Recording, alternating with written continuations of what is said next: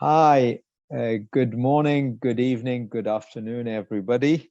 It is 7 p.m. in Paris, 7 p.m. in Zagreb, 1 p.m. in Boston, and it is my great pleasure to welcome you all to this new journal club by the International Academy for Clinical Hematology. I'm Mohamed Mouti from the Sorbonne University and Saint-Antoine Hospital in Paris in France. And it is my great pleasure and honor to welcome today two top experts in the field of chronic GVHD, because you will see the papers that we have selected for this journal club today is about chronic GVHD. So this activity is supported by an unrestricted educational grant. So the steering committee of the IACH has selected this recent paper published as an advanced online publication in Blood Advances entitled Clinical Response to Belumosudil in Bronchiolitis Obliterans Syndrome, a combined analysis from two prospective trials by Dr. Zakaria de Philippe from the Mass General Hospital in the US. And the other panelist who will contribute to the journal club is Dr. Zina Peric from Zagreb in Croatia.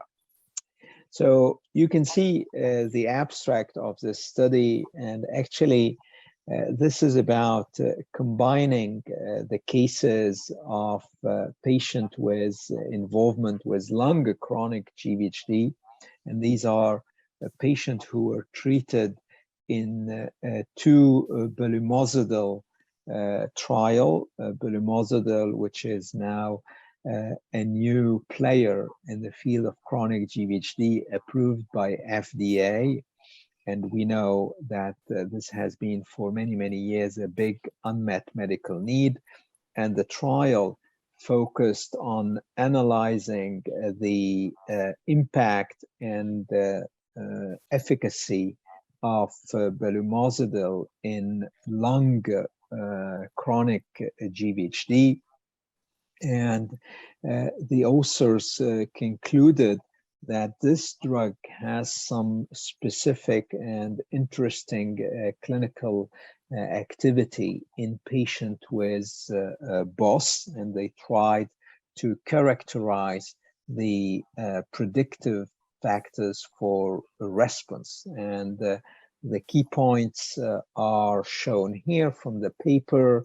Belumosudil is associated with clinical responses in BOS, particularly in less advanced disease, but also there was no significant correlation identified between FEV1 evaluations and measure of symptoms in predominantly mild or moderate disease.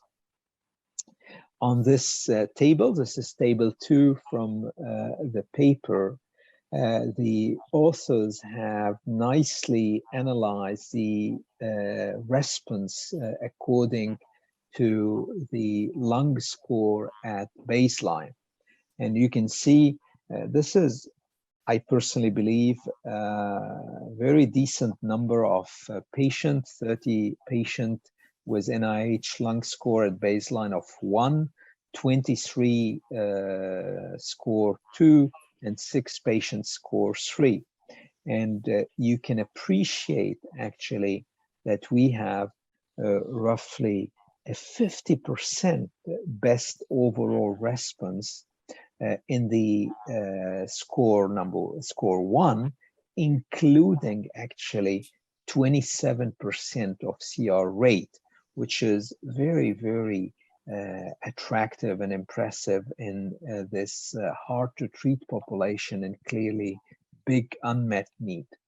And for this introduction, I have also selected one panel from the article which is about the best change in the predicted FEV1 from baseline while on belumosudil.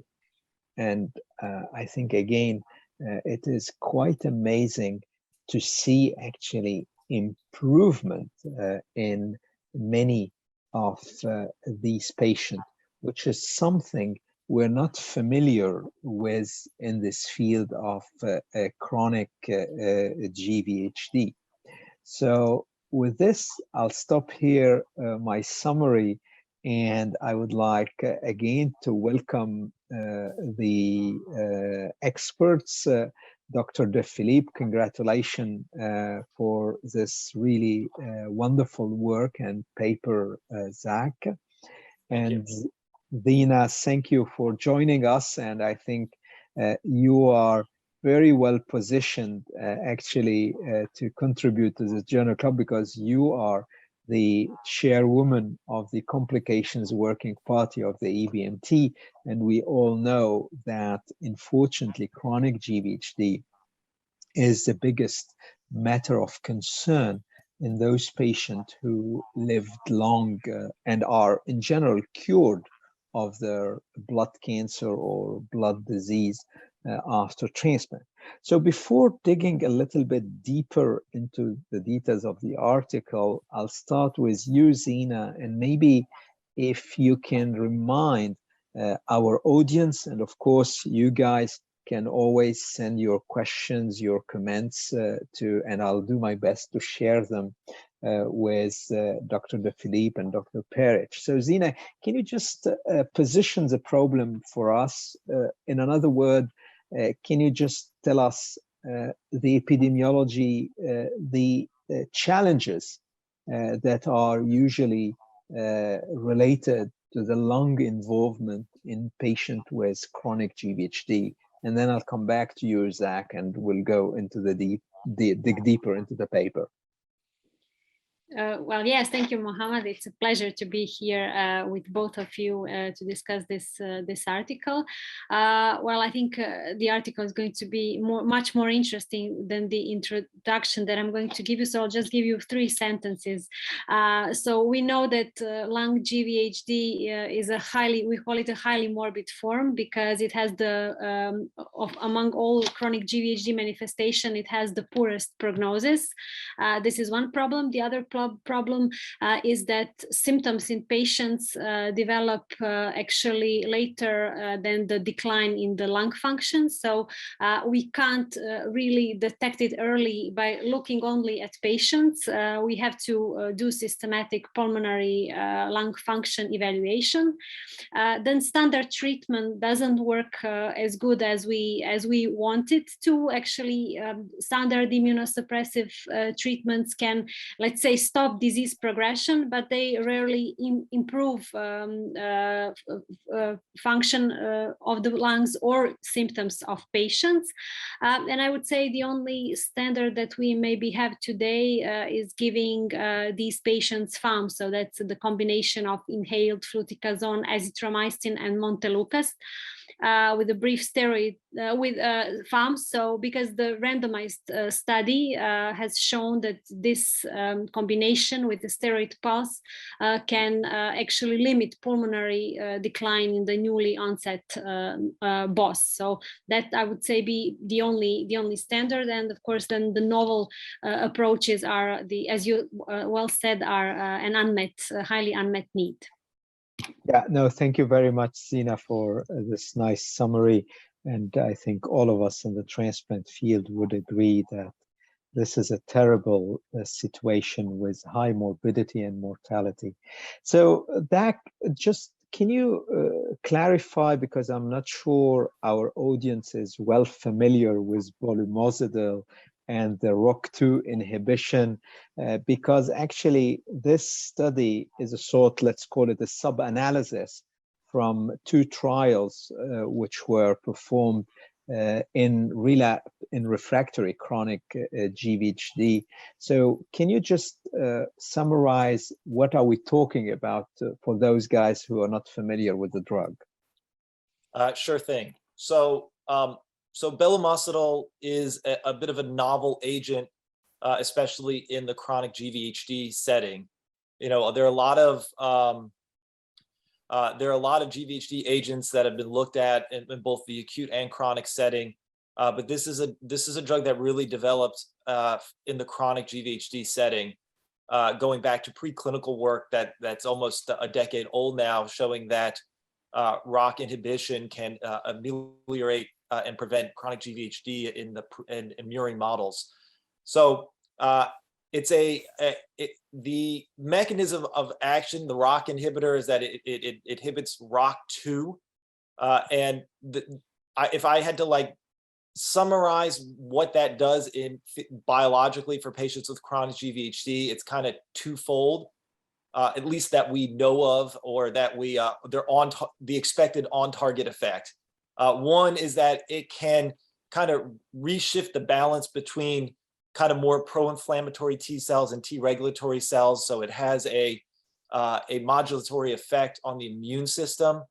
And I think what really drives a lot of interest in more advanced chronic GVHD is its potential to inhibit pro-fibrotic pathways that we know, as Zina was speaking about with BOS, as well as some other difficult manifestations of chronic GVHD. The fibrotic ones are the hardest to treat, hardest to get responses, and I think really impair patient quality of life probably even more than some of the inflammatory manifestations.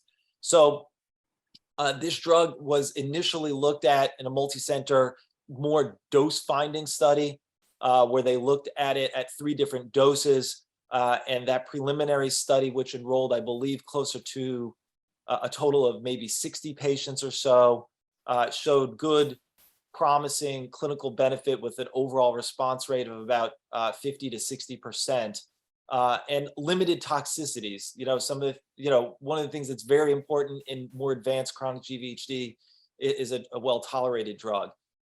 So the combination of good clinical response and limited toxicities, it was then subsequently looked at a larger registration study in the United States that enrolled, I believe, 132 patients that looked at 2 different doses of the drug, either 200 milligrams a day or twice daily.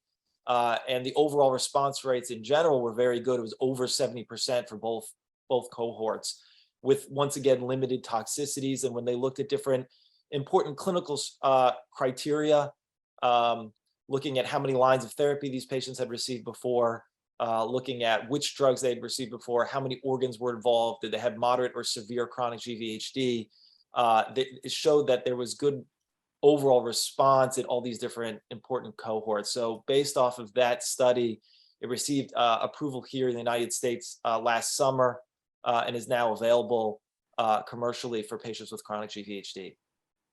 No, thank you very much for this summary, and I fully agree that this new drug is clearly bringing hope to many patients, because we know that while chronic GVHD means in general that patients are cured from their leukemia or MDS, but actually their life is a true hell, I would say, and I'm just using words from my patients. So as you mentioned nicely, Zach, the drug is approved in the US, not yet in Europe, so we are eagerly waiting for it. In advanced chronic GVHD.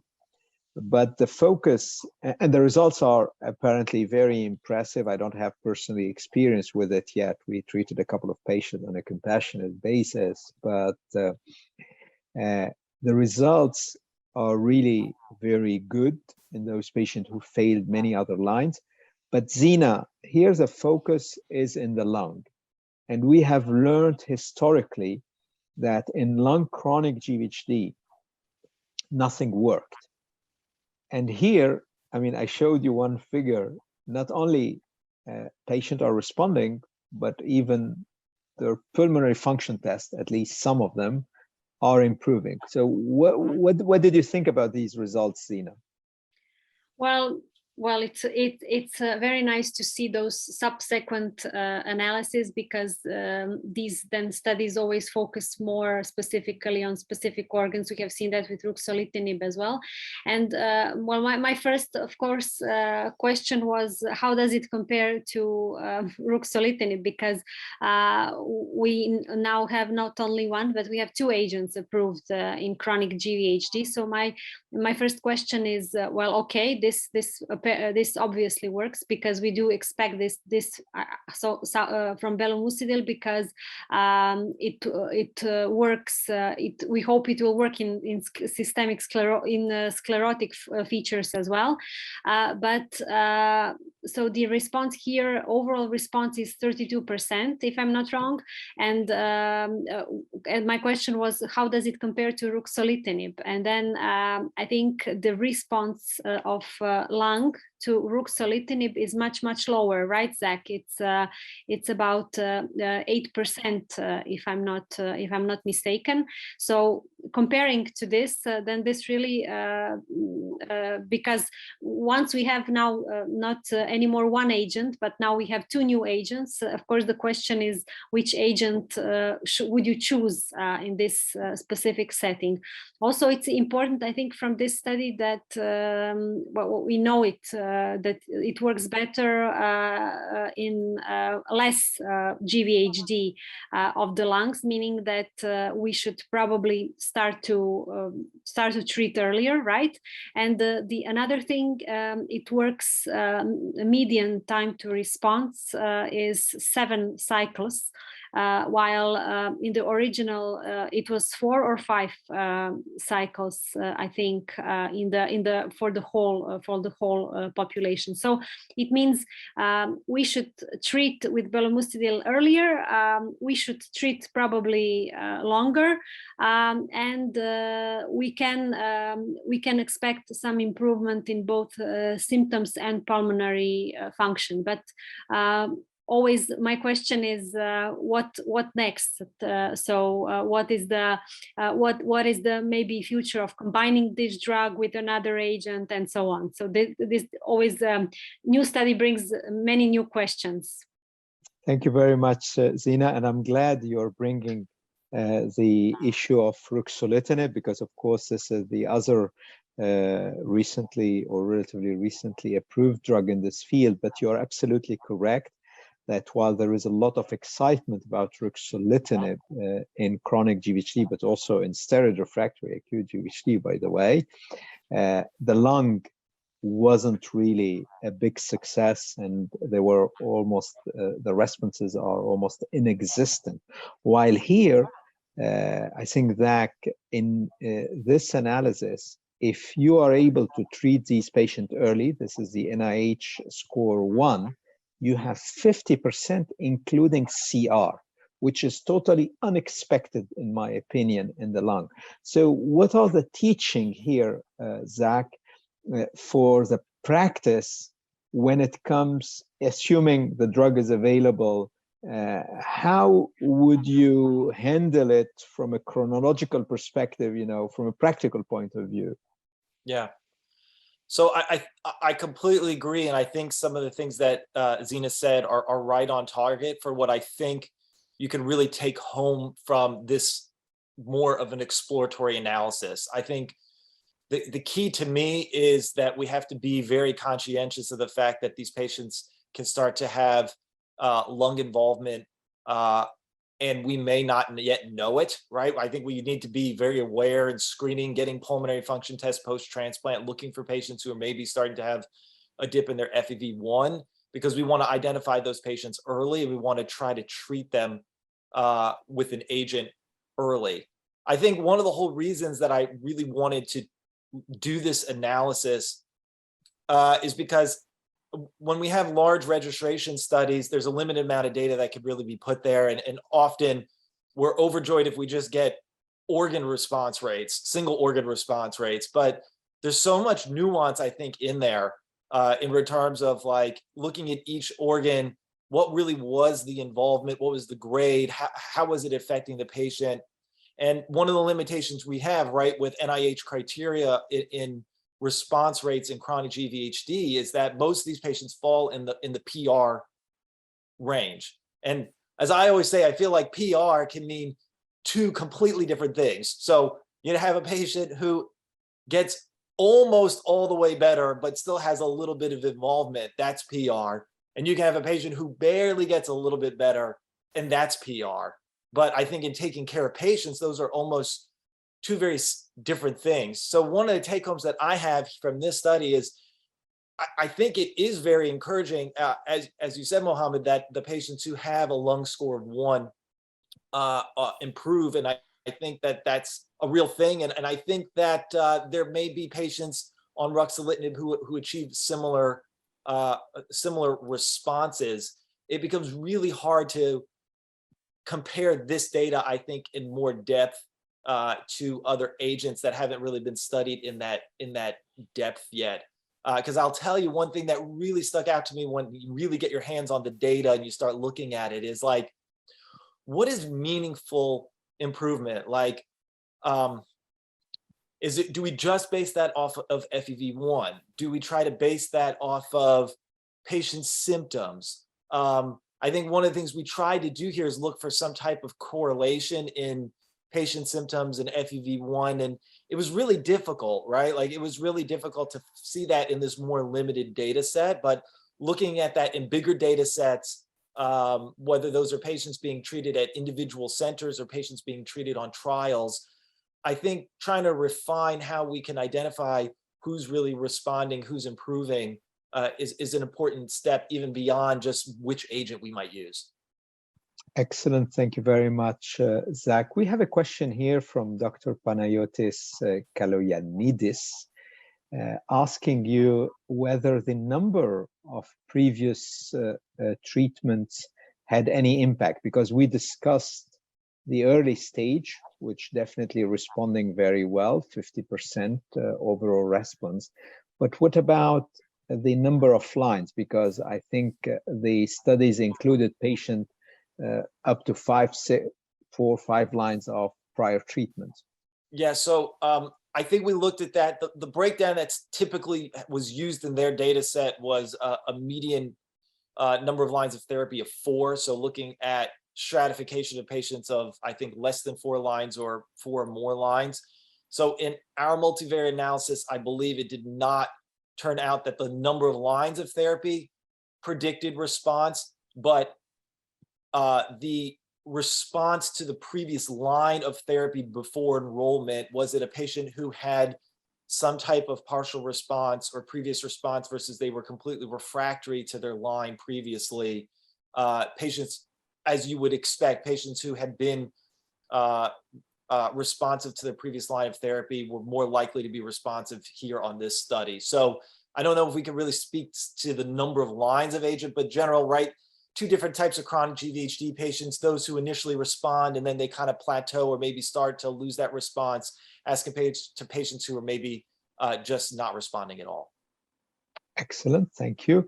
So Zina, you insisted already, and that is one of the messages of the paper, that we need to intervene early if we don't want to reach a sort of a desperate situation, because when you reach score 3, apparently it's irreversible and it is a disaster. And I remember a few patients that were candidate to lung transplant in this situation, which is obviously terrible. So in your practice, what are you doing today in terms of monitoring and follow-up for these patients to try to detect and identify lung involvement in chronic GVHD? Because that is going to be a key feature if you want to intervene early. You need to search for the problem. Yeah, I mean, it is recommended to do this screening regularly, right? So every 3 to 6 months at least. And normally, if you do that, you should detect chronic GVHD of lungs early enough to intervene. But of course, there's always a limitation to doing that in real life. What I've seen recently, and I became really interested in because some of aspects of, I would say, digital medicine are entering the field. So I've seen a study recently on the use of at-home based spirometry, which was like a handheld device, and which really detected actually and correlated well with pulmonary function tests. So this is something that became very interesting to me. Is there any way, because I know when you tell to a patient, you should, there are patients who do the tests regularly, there are patients who even you say so, but they don't want to do it, they don't want to come to the hospital for additional tests, they hate coming to the and doing this. So maybe there are some ways to make to do this test, for example, at home, and to make it easier, and to make it easier for us also to detect lung GVHD earlier. I don't know what Zach thinks. I don't have any personal experience with these kind of devices. Of course, it costs money, but in the end, it might be good to shift a bit and to help patients also feel more comfortable when doing all those tests that we want to do on them. Yeah, I think another thing that really jumped out to us is during COVID, it's been very difficult, right, in order to get pulmonary function tests scheduled because of limitations in staffing. We did purchase a spirometer for our clinic that we are using mainly for patients who are on research studies, but we've had conversations about trying to expand that just to our clinical practice to be able to get more frequent FEV1 evaluations in these patients, because I think it's something that it's easy to overlook, but if we're able to gather that data and identify these patients early, we may really be able to kind of help them and save them in the long term. So Zach, what is your current practice in Boston in terms of monitoring these patients? So if a patient got today is, day 30 after transplant, everything is doing well, and this patient developed acute GVHD, and I don't know, by day 80 or 90, you start seeing symptoms of chronic GVHD, clinical symptoms. What is your monitoring plan, I would say, for this patient? In terms of specifically lung involvement? Yes, because Zina mentioned about pulmonary functional tests, like 3 to 6 months. It looks like to me that this is too long, although I appreciate it's very difficult to do every week or every month. Yeah, no, so I would say that I would fully admit I feel that our lung monitoring in these patients is probably inadequate. We still, like, our standard approach for our post-transplant patients is to try to get at least one set of PFTs. Well, obviously, we get pre-transplant pulmonary function tests, but we try to repeat them in that first year after the transplant. Typically, sometime, the earliest we would do it is maybe right around the 3-month mark, but it's typically a little bit later out just because of scheduling and other things like that. Yes, obviously in patients who are maybe developing early signs of chronic GVHD, we may try to get that baseline pulmonary function tests earlier. And depending on, I'd say without data to support it, it would probably really be along the lines of the nature of their chronic GVHD and how it responded. If they ended up having kind of a more of an inflammatory type manifestations that responded rather quickly to treatment, we may feel less rushed to repeat those pulmonary function tests. If you have a patient who obviously is getting more of an expansive, kind of extensive, sclerotic type looking GVHD in their skin, in their fascia, that's a patient that we may be more apt to screen them earlier and more frequently. Okay, thank you very much. So Zina, let's talk about the safety and tolerance of the drug, because obviously you have to treat these patients for a long duration. So it needs to be a gentle, I would say, drug, but also well tolerated. So what did you think when reading this paper? What did you think about the safety and tolerance of this drug? Well, that's perfect, Mohammed, because that was also what I wanted to ask actually, Zach, because there is a paragraph on adverse events, but it's always great to know a bit more from the first author. Well, I mean, it says in the paper that 53%, so half of the patients, had at least one respiratory infection. And I think 10, 11 subjects had more than two episodes of respiratory infections, and these were more or less either more of them were upper respiratory infections than pneumonia. So it looks like it was manageable, these adverse events, but maybe Zach can tell us more if because this is actually another question when we choose the agent for our patient, because knowing history of our patient and maybe thinking what's going to happen next to our patient. That's the first thing that we want to know. What are the adverse events and which drug will do better for our specific patient? So maybe Zach can tell us more on the adverse event, because it's always a small paragraph and you can't read much from it. So maybe he has some information that he wants to share. No hidden information, no. But I think the points that you bring up, right?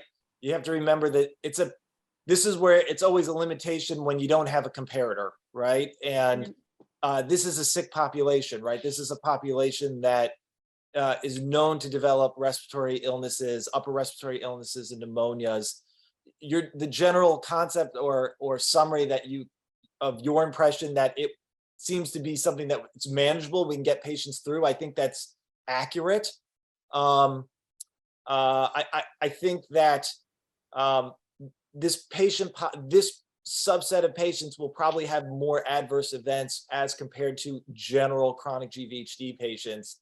It would be really, really nice, whether it's in a collaborative effort moving forward to develop some type of registry of chronic GVHD patients with lung involvement and kind of track their outcomes and some of these details in better, just track real world experiences to be used as a comparator to what we see in some of these trials. But the general gist is patients tolerate the medication as pretty well for a chronic GVHD drug. And as such, it's something that I think people are apt to use, at least clinically right now in the States. Okay, thank you, Zach. So I have a question here for you, Zina, and this is from Dr. Arbab, because you were very keen on early treatment, but also maybe combinations. So what are the drugs that you would envision as good candidates for combining them with belumosudil, for instance, especially in the setting of severe lung chronic GVHD? Well, I mean, not an easy question. Yeah. Well, I mean, I deserved this question, because I was posing the same question to Zach. So, I mean, it's a difficult question, obviously. I mean, I think it's always attractive to try to combine it with not another very immunosuppressive agent. So I'm always thinking of potential of agents as ECP, for example, which is not immunosuppressed immunosuppressive, but it enhances, it has an immunomodulatory effect, and it might be attractive, especially when we have a partial remission, because I always think when you have a partial remission that you need just add something a bit more to maybe push the patient towards to the extra mile. Yeah, like giving him just a bit more. But I don't know. Well, I mean, it's a really like speculation, because we do not have any data about combinations like this. But I would be also interested in hearing what Zach would say to this question, because he has more experience with the drugs. So let me tweak the question a little bit for you, Zach, a little bit, because when I read the FDA label of belumosudil, it is approved for adult and pediatric patient 12 years and older with chronic graft versus host disease after failure of at least 2 prior lines of systemic therapy. And when I read these results, especially for the lung, given the impressive activity in score 1, actually, why do I need to wait for another, 2 lines? I do appreciate the label, but I'm just starting to think scientifically, about this problem.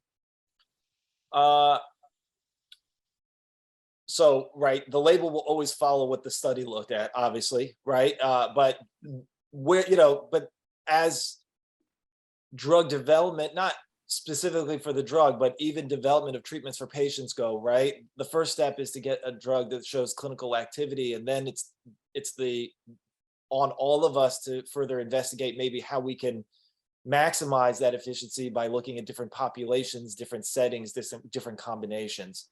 At this point, obviously, in our clinic, we follow the label, and I would say typically the lung manifestations we have seen are not always the first manifestations of chronic GVHD per se. So these patients often have already received systemic steroids and probably another agent. Though I will say that not all the time when you submit a prescription to be filled for a patient is a detailed history of every medication requested or required in order to fill that prescription. In our clinical practice, I think, as was being discussed before by Zina, the concept of you have a patient who is initially on a therapy and they maybe get some initial